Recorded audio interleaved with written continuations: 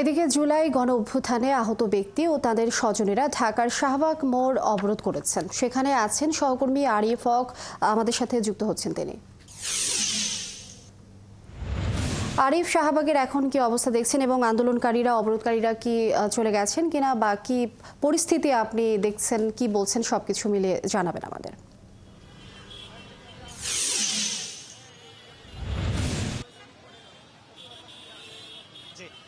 আমরা এই মুহূর্তে অবস্থান করছি শাহবাগ মোড়ে এবং এখনো কিন্তু অভ্যুত্থানের যে আহতরা রয়েছে তারা কিন্তু এখানে অবস্থান করছেন এবং মূলত জুলাই অভ্যুত্থানে আহতদের সহায়তার লক্ষ্যে সরকার কিন্তু 3টি ক্যাটাগরিতে তালিকাভুক্ত করেছিলেন আহতদের।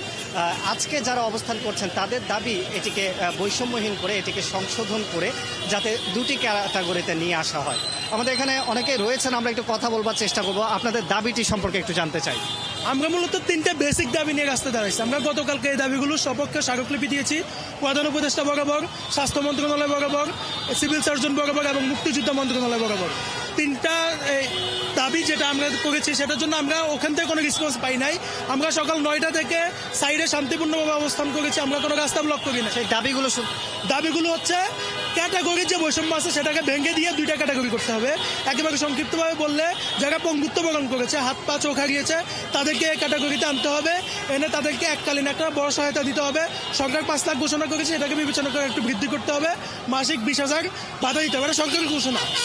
আর বি ক্যাটাগরিতে আমরা চাচ্ছি যারা কিছুটা সুস্থ হয়েছে, ভবিষ্যতে সুস্থ হবে, সক্ষমতা আছে, ভবিষ্যৎ জব করতে পারবে, তাদেরকে বি ক্যাটাগরিতে এনে এককালীন সহায়তা দিতে হবে এবং মাসিক 15,000 টাকা ভাতার আওতায় নিয়ে আসতে হবে। এই 2টা বেসিক দাবি আমাদের ছিল এবং এগুলো নিয়ে আলোচনা হচ্ছে। দ্বিতীয়ত যে দাবিটা আমাদের ছিল সেটা হলো আহত পরিবার, শহীদ পরিবার, যারা আহত আছে সারা দেশে, তাদেরকে নিরাপত্তা দেওয়ার জন্য বিভিন্ন জায়গা থেকে হুমকি দেওয়া হচ্ছে, বিভিন্ন জায়গায় হয়রানি করা হচ্ছে, এগুলো থেকে সুরক্ষা দেওয়ার জন্য একটা সুরক্ষা আইন করতে হবে।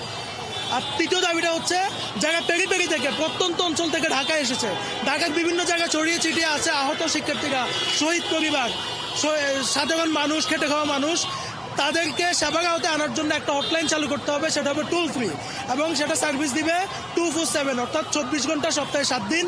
এবং তারা কোনো ধরনের হয়রানির শিকার হইলে, কোনো ধরনের সমস্যা যদি হয়, তাহলে তারা সেই হটলাইনে যোগাযোগ করবে, সরকার তাদেরকে তাৎক্ষণিক সহায়তা করবে, রেসপন্স করবে, সাহায্য করবে। এই 3টে বেসিক দাবি নিয়ে আমরা দাঁড়িয়েছি। এই আর কিছু যেমনটা আরিফ হক, অনেক ধন্যবাদ। আমরা শুনছিলাম শাহবাগের পরিস্থিতি।